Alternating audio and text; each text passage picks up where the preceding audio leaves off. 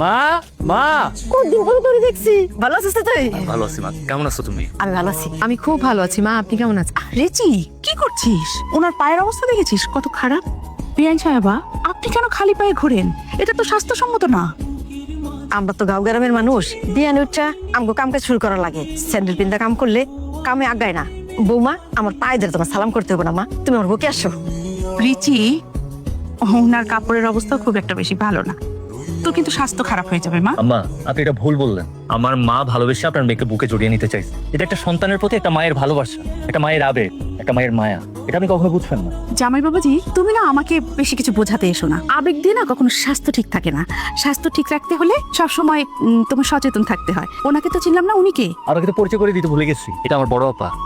আসসালামু আলাইকুম, কেমন আছেন আপনি? আমার দুলাভাই মারা যাওয়ার পর থেকে আমাদের বাড়িতেই থাকে। এতক্ষণ ভালোই ছিলাম, তোমাদের এখানে এসে কেমন জানি খুব অস্বস্তি লাগছে।